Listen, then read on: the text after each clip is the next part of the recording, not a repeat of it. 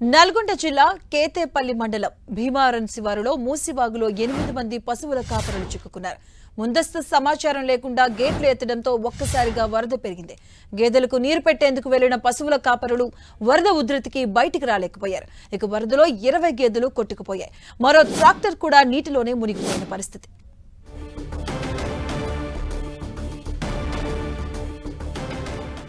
దీనికి సంబంధించిన పూర్తి అప్డేట్స్ మా కరెస్పాండెంట్ చంద్రశేఖర్ అందిస్తారు. చంద్రశేఖర్.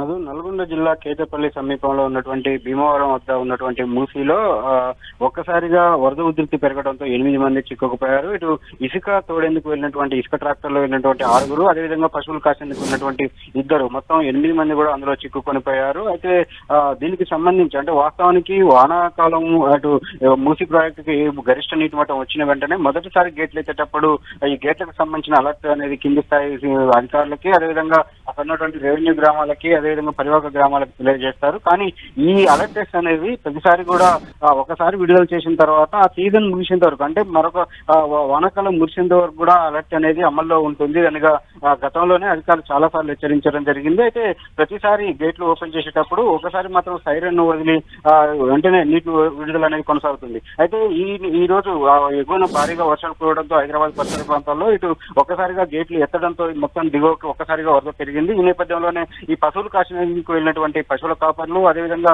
ఆ ట్రాక్టర్ పైన వెళ్ళినటువంటి 6 కూడా అందులో చిక్కుపోయారు. ఇప్పటికి మొత్తం అంటే ఈ ఘటన నేపథ్యంలో పోలీస్ శాఖ అప్రమత్తమైంది. డిఎస్పీ శరవరెడ్డి ప్రత్యేకంగా టీం కూడా పంపించారు. వాళ్ళని ప్రొక్లైన్ పంపించాను, వాళ్ళని తీసుకురావాలని చెప్పి అయితే ఇప్పటికీ అక్కడ సహాయక చర్యలు అయితే కొనసాగుతా ఉన్నాయి. అదేవిధంగా ఈ ఘటన జరిగిన వెంటనే అక్కడ ఉన్నటువంటి అంటే ఈ 8 మంది అప్రమత్తమై కొంచెం సేఫ్ ప్లేస్ లో ఉన్నప్పటికీ కూడా అక్కడ ఉన్నటువంటి పశువులు వరద ఉధృతికి కొట్టుకొని పోయినట్టయితే తెలుస్తా ఉంది. మొత్తం సహాయక చర్యలు అయితే కొనసాగుతా ఉన్నాయి. Right, thank you Chandrashekar. బస్సుకు పోయినా